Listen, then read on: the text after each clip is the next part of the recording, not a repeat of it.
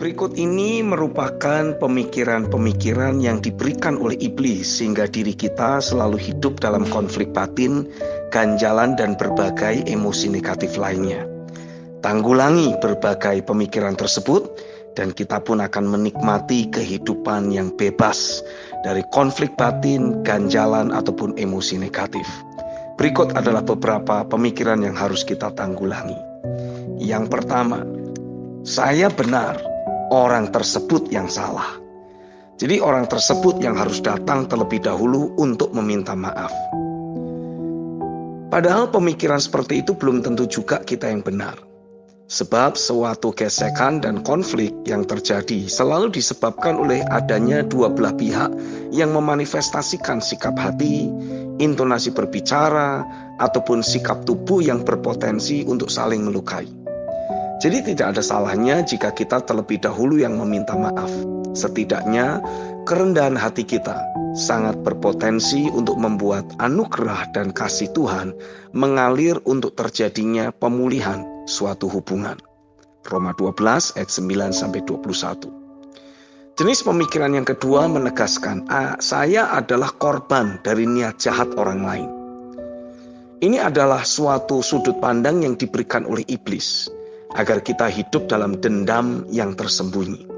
Padahal belum tentu orang lain memang punya niat yang jahat. Seringkali karena pembentukan, situasi, dan keadaan yang terdesak, akhirnya orang lain secara terpaksa, bahkan secara tidak sengaja, jadi melukai diri kita. Ingat, cara Yesus meresponi orang yang sungguh-sungguh menganiaya dirinya. Yesus berkata bahwa mereka tidak tahu apa yang mereka perbuat. Inilah bentuk dari pikiran dan perasaan positif yang ada dalam diri Yesus yang juga harus kita miliki. Sebenarnya jika kita sampai terluka, hal itu seringkali juga disebabkan oleh diri kita sendiri yang masih membawa luka. Jadi setiap kali ada gesekan, ada perbedaan sudut pandang ataupun permasalahan, maka hal tersebut akan selalu menimbulkan rasa sakit di hidup kita. Biasanya orang yang hidup dalam tipu iblis seperti ini akan selalu memiliki siklus permasalahan dengan orang-orang di sekitarnya. Sehabis konflik dengan si A, dia akan berpindah untuk berkonflik dengan si B.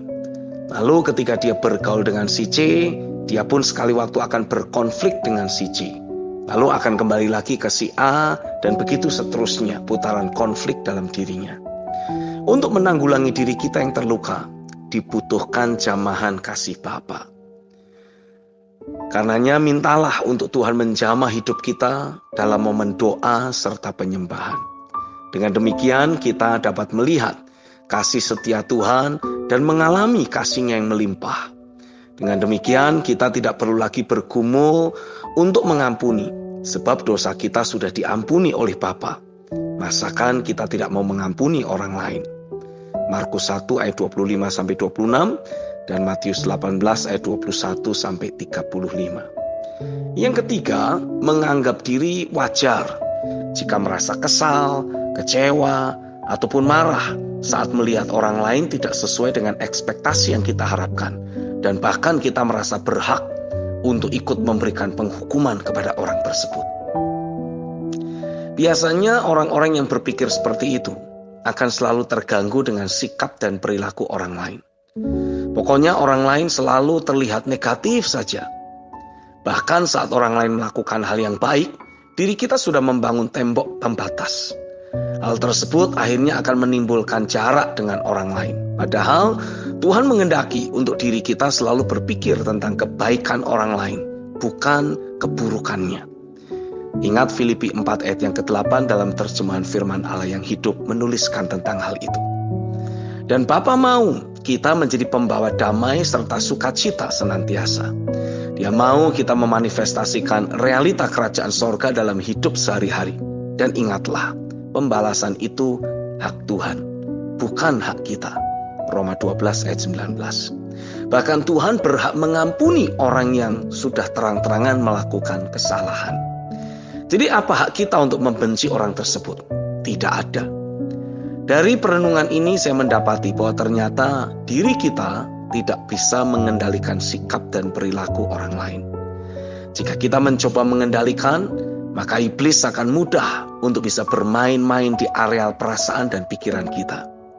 Tapi kita sesungguhnya bisa mengendalikan diri kita sendiri dengan cara menganggap bahwa kita sudah mati. Roma 6 ayat yang ke-11. Orang yang sudah mati bebas dari segala bentuk kekecewaan dan luka batin lainnya. Inilah kebenaran yang harus kita hidupi. Jika kita menghidupi hal ini, maka betapa bahagianya kehidupan sehari-hari kita. Yang kita rasa sebagai pribadi yang hidup di hadapan Allah hanyalah damai sejahtera dan sukacita saja. Amin.